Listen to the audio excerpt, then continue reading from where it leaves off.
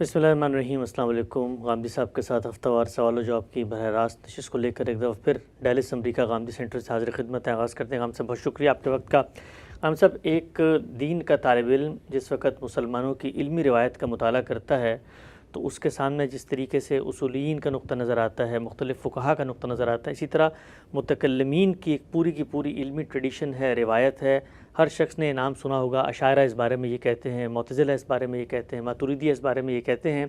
مختلف دین کو سمجھنے کے ایسے مسائل ہیں، خود قرآن مجید کے اندر بعض ایسی مشکلات اور پرابلمز ہیں جن پر یہ نقطہ نظر اپنی اپنی آراء دیتے ہیں۔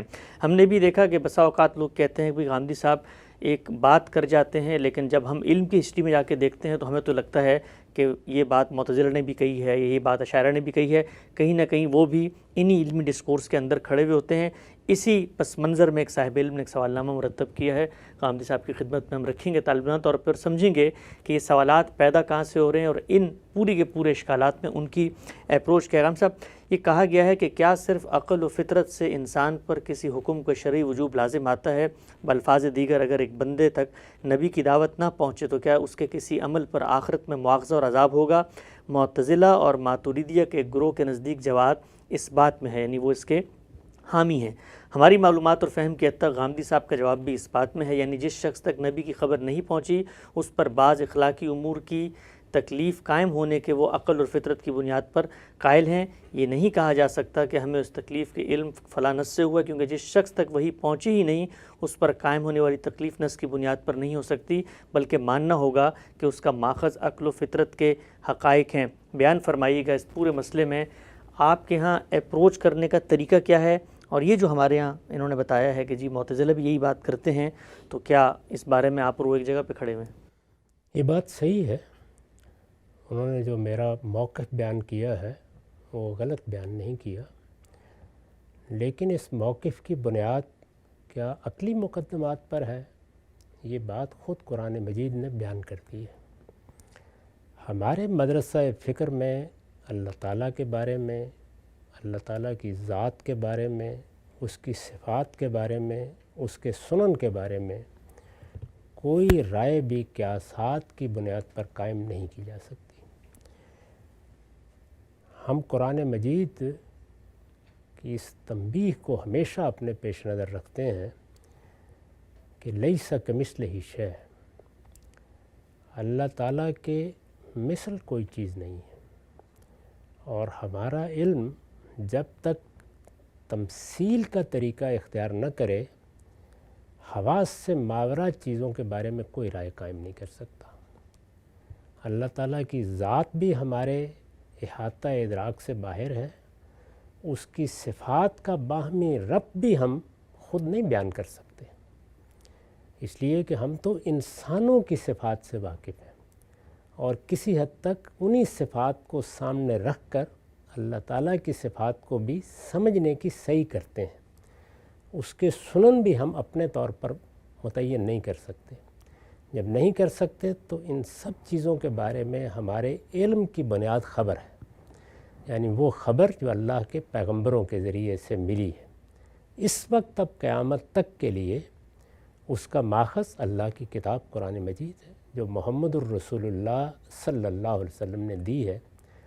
چنانچہ ہمارے ہاں تفسیر میں دیکھیے، جو تصنیفات وجود میں آئی ہیں ان میں دیکھیے، گفتگوؤں میں دیکھیے، امام فراہی کی کتابیں آپ پڑھیے، استاذ امام امین احسن اصلاحی کی تصنیفات دیکھیے، ہر جگہ صرف وہ چیزیں زیر بحث آتی ہیں جو قرآن مجید میں بیان ہو گئی ہیں، یعنی اس باب میں، اس لیے کہ یہ ہمارے احاطہ ادراک سے باہر کا معاملہ ہے۔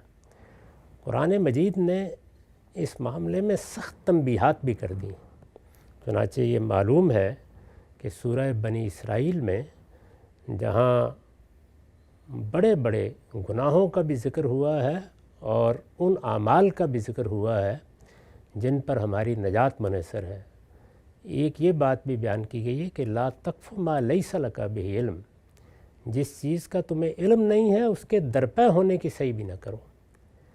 پھر مثال کے طور پر یہ ذکر بھی کر دیا ہے کہ جب بعض لوگوں نے وحی کی حقیقت سمجھنا چاہی تو نہ صرف یہ کہ ایک اجمالی جواب دے کر اللہ تعالیٰ نے خاموشی اختیار کر لی، بلکہ اس موقع پر بھی یہ تنبیہ کی کہ فما اوتیتم من علم الا قلیلا، تمہیں اس طرح کے حقائق میں بہت تھوڑا علم دیا گیا ہے۔ رسالت مآب صلی اللہ علیہ وسلم نے بھی توجہ دلائی کہ انسان کو چونکہ اللہ تعالیٰ نے جستجو کا مادہ دیا ہے تو وہ بڑے سوالات بھی کرتا ہے اور بہت سی چیزوں کو جاننے کے لیے خاص طرح کا ذوق بھی پیدا کرتا ہے۔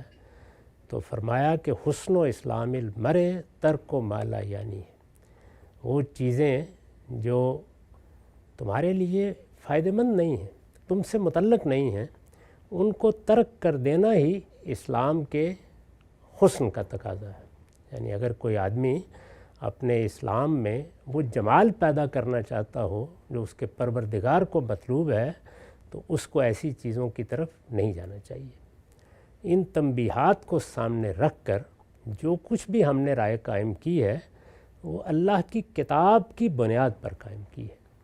تو اگر آپ اللہ کی کتاب کو پڑھیں تو اس میں بالکل واضح طریقے پر یہ بتا دیا گیا ہے کہ دین کی پوری ہدایت اصلاً فطرت پر مبنی ہے، بلکہ ان الفاظ میں بتایا گیا ہے کہ فطرت اللہ التی فطر الناس علیہا ذالک الدین القیم، یعنی اللہ تعالیٰ کا دین اصلاً انسانی فطرت کا بیان ہے۔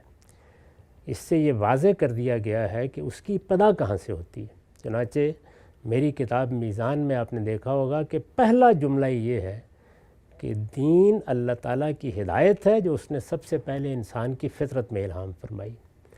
تو اس لیے جب وہ الہام فطرت کا ہے تو اس کی بنیاد پر مواخذہ بھی ہوگا۔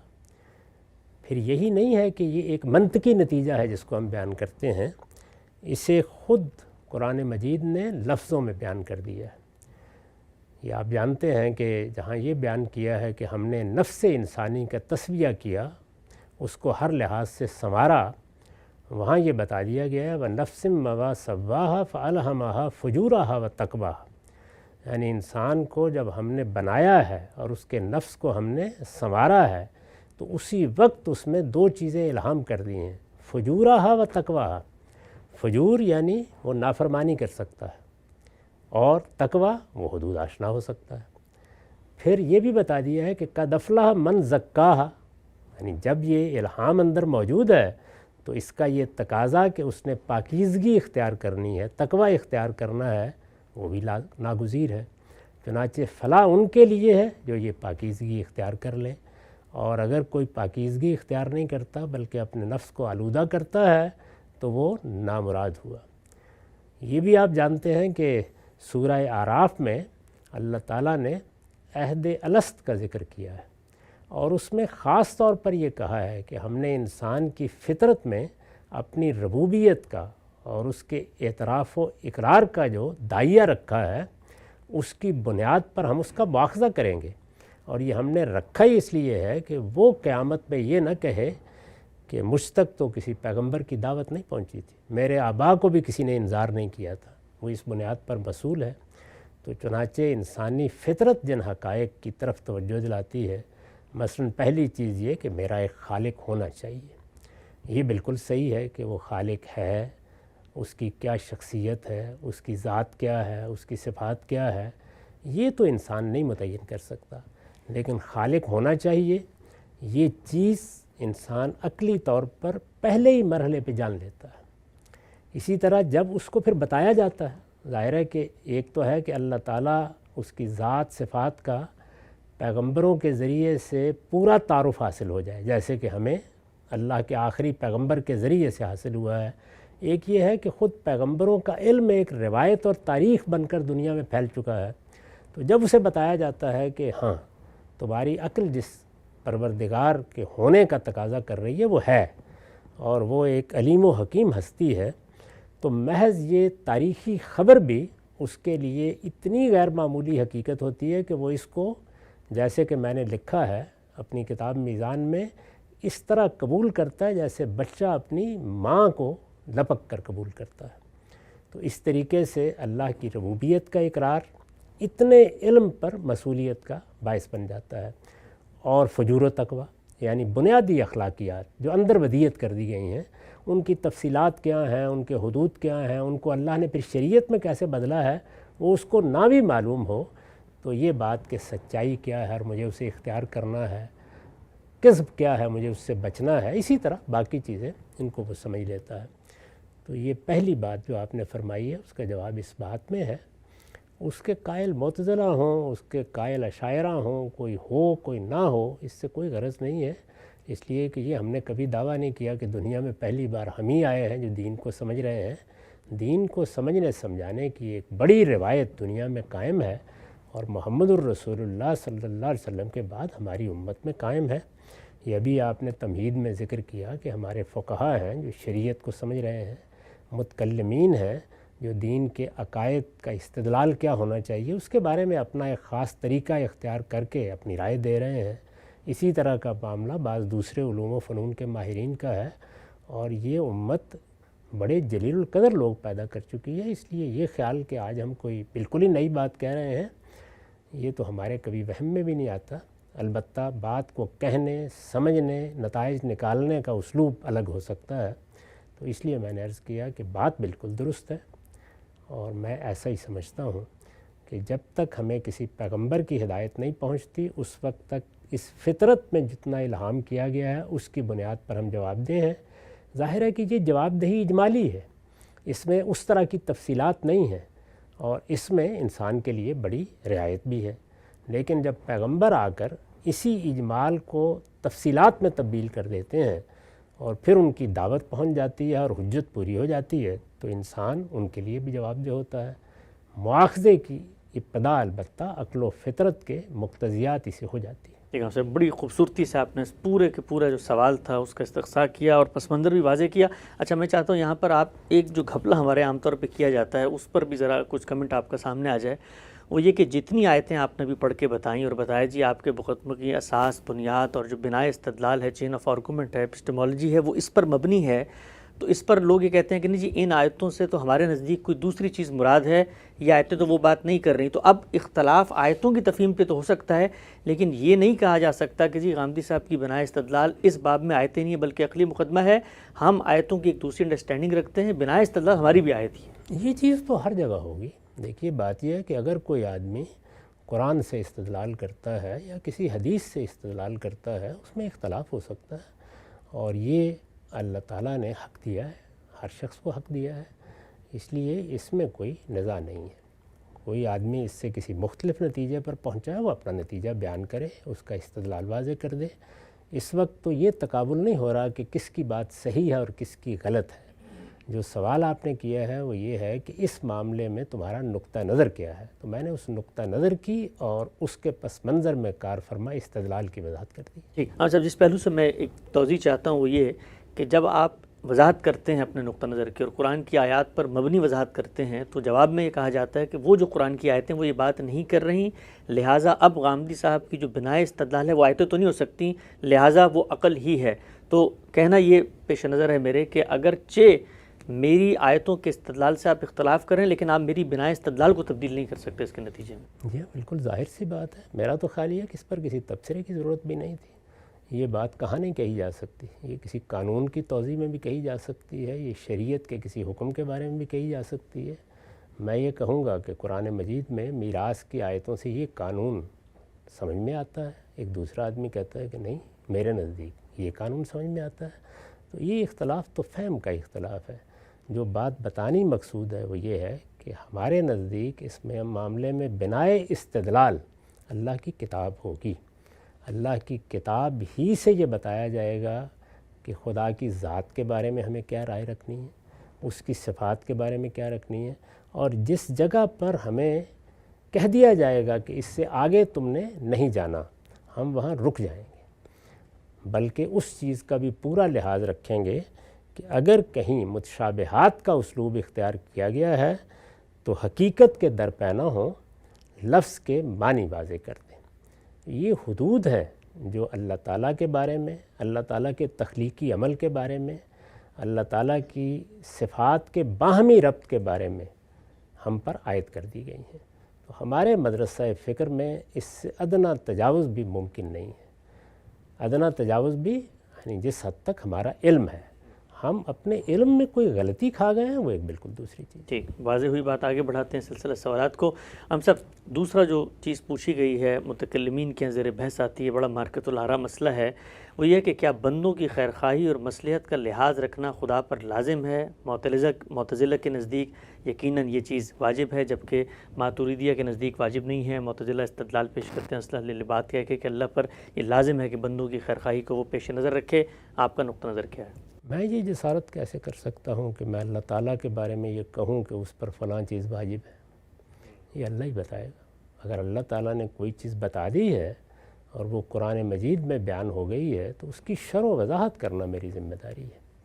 اللہ تعالیٰ پر میں اپنی عقل کے ذریعے سے، میں انسانوں پر قیاس کر کے، میں انسانی اخلاقیات کے مقدمات متعین کر کے کوئی چیز کیسے لازم کر سکتا ہوں؟ میں تو اس کے بارے میں سوچ بھی نہیں سکتا۔ تو اس لیے ہمارے ہاں تو اس کا کوئی تصور بھی کرنا ممکن نہیں ہے کہ ہم اللہ تعالیٰ پر کسی چیز کو واجب ٹھہرائیں گے۔ اللہ تعالیٰ خود بیان فرمائے تو یہ اصل میں ان کے بیان کی وضاحت ہوگی۔ دیکھیے قرآن میں اللہ تعالیٰ کہتے ہیں کہ کتب علی نفسہ الرحمہ، اللہ نے اپنے اوپر رحمت واجب کر رکھی ہے، اور اس رحمت کا کیا پہلو ہے جس کے لیے یہ بیان کیا ہے؟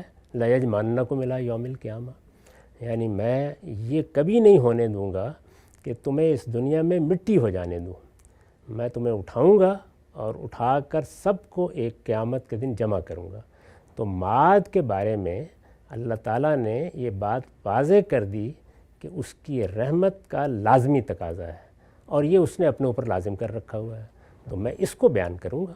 لیکن یہ کہ ایک بات نہ قرآن میں بیان ہوئی ہے، نہ اللہ تعالیٰ نے کہیں اس کی وضاحت کی ہے، نہ وہ کسی آیت سے سمجھی جا سکتی ہے، تو میں جسارت کر کے کہوں کہ یہ اللہ پر واجب ہے، یہ اللہ پر لازم ہے، میں تو اس سے اللہ کی پناہ مانگتا ہوں۔ ہمارے مدرسہ فکر میں ایسی چیزیں کبھی بیان نہیں کی جاتی۔ ٹھیک، اگر ہم سے ایک آیت بالعموم پیش کی جاتی ہے، لوگوں کے ذہن میں بھی آ رہی ہو کہ اللہ تعالیٰ نے خود اپنے بارے میں کہا ہے کہ لیس بظلام للعبید، اللہ تعالیٰ جو ہے وہ اپنے بندوں پر ظالم نہیں ہے، تو اس سے یہ چیز لازم نہیں آتی کہ وہ صلح و خیرخواہی ہمیشہ چاہتے ہیں؟ نہیں، یہ تو اللہ کے فیصلے کا بیان ہے۔ ہر چیز جیسے بیان کی گئی ہے اسی طرح ہے، اللہ نے فیصلہ فرمایا ہے۔ اس سے آگے بڑھ کر میں یہ کہوں کہ اللہ نے یہ فیصلہ اس لیے فرمایا ہے کہ اس پر واجب ہے، یہ جسارت ہوگی، یہ میرا کام نہیں ہے، اللہ کا فیصلہ ہے۔ جیسے اللہ تعالیٰ نے یہ کہا ہے کہ میں قیامت میں تم سب کو اٹھاؤں گا، یا یہ کہا ہے کہ میں وہاں پر اپنے بندوں پر ادنا درجے کا کوئی ظلم نہیں کروں گا، بلکہ ٹھیک ان کے اعمال کے مطابق اپنی رحمت سے فیصلہ فرماؤں گا۔ یہ اللہ کا وعدہ ہے، اور اللہ نے خود بیان کیا ہے کہ یہ میرا وعدہ ہے، اور ان اللہ لا یخلف المیعاد، اللہ کبھی وعدوں کی خلاف ورزی نہیں کرتا۔ یہ اللہ کا بیان ہے، میں یہ بیان لوگوں کے سامنے رکھ دوں گا اور بتا دوں گا، لیکن اس سے آگے بڑھ کر کہ یہ اللہ پر واجب تھا کہ وہ ایسا بیان کرے، میں اس کی جسارت نہیں کرتا۔ ٹھیک، نقطہ واضح ہوا۔ اچھا، ایک اور ہم سے ایک باریک سا نقطہ یہاں پر میں پوچھنا چاہتا ہوں، یہ جو چھوٹے چھوٹے الفاظ ہیں، مثلا ایک عام سننے والا کہے گا کہ میں یہ کہوں کہ اللہ تعالیٰ ایسا نہیں کرتے، یا اللہ تعالیٰ کی سنن کا بیان قرآن مجید میں آیا، ایسا انہوں نے نہیں کیا، اور جب میں یہ کہتا ہوں کہ یہ ان پر لازم ہے کہ وہ ایسا نہ کریں، تو اس سے کیا کوئی بہت بڑی کوئی قیامت واقع ہو جاتی ہے؟ فرق کیا واقع ہوتا ہے؟ قیامت ہو جاتی ہے۔ اس کی وجہ یہ ہے کہ ایک چیز اللہ تعالیٰ کی طرف سے ایک اطلاع ہے، خبر ہے، وہ اس نے دے دی، اپنے پیغمبر کے ذریعے سے دے دی، اپنی کتاب میں دے دی، میں اس کو بیان کر رہا ہوں۔ یہاں قرآن کو بیان کیا جا رہا ہے، یعنی میری طرف سے کوئی بات نہیں کہی گئی۔ یہ بات کہنا کہ یہ اللہ پر واجب تھا کہ وہ ایسا کرے، یہ تو اس کو بیان کرنا ہے۔ میں نے اسی لیے آپ کو وہ آیت سنا دی جس میں اللہ تعالیٰ نے یہ بتایا ہے کہ اس نے اپنے اوپر کیا واجب کر رکھا ہے، تو وہ اگر انہی الفاظ میں اس کو بیان کرے گا تو انہی الفاظ میں ہم دوسروں کے سامنے رکھ دیں گے۔ اس نے اس معاملے میں جو بات کہی ہے وہ یہ ہے کہ میں اپنے بندوں پر ذرہ برابر بھی ظلم نہیں کروں گا، یہ اس کا وعدہ ہے۔ اس نے بتا دیا ہے کہ میں اپنے وعدوں کی کبھی خلاف ورزی نہیں کرتا، میں اس پر اس کا شکر ادا کرتا ہوں۔ میرے پروردگار نے مجھ پر رحمت فرمائی، کرم فرمایا، ایسے اچھے وعدے کیے، اس کو میں لوگوں تک پہنچاؤں گا بھی، لیکن اس سے آگے بڑھ کر میں یہ کہوں کہ اس کو یہ کرنا ہی تھا، یہ میں کیسے کہہ سکتا ہوں؟ تو میں اس کی جسارت نہیں کرتا۔ اچھا، ہم سے کوئی شخص یہ کہے کہ اللہ تعالیٰ کی صفت عدل کا یہ تقاضا ہے، کچھ چیزیں جو اس نے اپنے لیے مقرر کر لی ہیں، اپنے ایٹریبیوٹ بنا لی ہیں، ان کا لازمی تقاضا، مثلا میں اگر یہ کہتا ہوں کہ جی میرا باپ رحم دل ہے اور یہ اس کی صفت ہے، تو اب رحم دلی کا لازمی تقاضا یہ آ جاتا ہے نا کہ بھی کھانے کے وقت مجھے کھانا دے گا. تو یہ تو ٹھیک ہے کہ الفاظ میں نہیں بیان ہوا کہ اللہ تعالیٰ نے اپنے اوپر یہ چیز لازم کر لی، لیکن کوئی ایسی اس کی صفت ہے کہ جس کا لازم مفہوم یہ نکلتا ہے کہ اس کو یہ کام کرنا چاہیے. اگر تو وہ لفظی لزوم ہے تو ضرور بیان کریں گے، لیکن وہ عقلی لزوم ہے تو پھر وہ اللہ تعالیٰ کے بارے میں ہم بیان نہیں کریں گے. اس میں ضروری ہے کہ خود قرآن تصریح فرمائے، اس لیے کہ عقلی مقدمات میں ہم عاجز انسان ہیں، اور ہمارے لیے ممکن ہی نہیں ہے کہ ہم جو مقدمات خود اپنی شخصیت سے یا اپنے حوالے سے قائم کرتے ہیں انہی پر قیاس کریں، اور اللہ کے بارے میں اس طرح کا قیاس کرنے کا ہمارے پاس کوئی ذریعہ نہیں ہے. اس لیے یہاں ہر حال میں خبر تک ہمارا علم محدود رہے گا، یعنی ہم بار بار توجہ دلائیں گے کہ یہ بات اللہ تعالیٰ نے بیان کی ہے، ایسے بیان کی. یہ قرآن کیوں نازل ہوا ہے؟ یعنی مجھے اس کی ضرورت ہی کیوں ہے کہ میں ان حدود سے تجاوز کروں؟ یہ مجھے یہی بتانے کے لیے نازل ہوا ہے کہ تمہارے علم کے حدود یہ ہیں. تو میرے علم کے حدود مجھ پر واضح ہو گئے. پچھلے دنوں ایک بحث تھی نا کہ علم کا نقطہ کمال کیا ہے، تو علم کا نقطہ کمال قرآن سے یہی معلوم ہوتا ہے کہ میں یہ جان لوں کہ میں کیا نہیں جان سکتا. تو انسان کی حیثیت سے میں ذات باری پر، اس کی صفات پر، اس کے سنن پر کوئی حکم لگا ہی نہیں سکتا. یہ میرا کام نہیں ہے، میں ایک عاجز بندہ ہوں. البتہ وہ خود بیان فرما دے تو ظاہر ہے کہ وہ کتاب اس نے نازل اس لیے کی ہے کہ وہ اپنے بارے میں بتائے گا، اپنی صفات کے بارے میں بتائے گا، اپنی ذات کے بارے میں جتنا کچھ بھی بتانا ممکن ہے بتائے گا. اس کو میں معنی کی حد تک واضح کروں گا. اس سے آگے اس کے لازمی عقلی نتائج اپنے لحاظ سے قائم کر کے اللہ پر نہ کسی چیز کو واجب کروں گا، نہ اس پر کوئی حکم لگاؤں گا. بات واضح ہوگا. ہم سب مختلف کلامی مباحث میں شاعرہ، معتزلہ، ماتریدیہ کا کیا نقطہ نظر ہے اور غامدی صاحب ان سوالوں کو کیسے دیکھتے ہیں، ان کا پورا سوچنے کا زاویہ نظر کیا ہے. سلسلہ گفتگو جاری ہے، وقت یہاں پہ ختم ہوتا ہے. دوبارہ حاضر خدمت ہوں گے. اب تک آپ کا بہت شکریہ.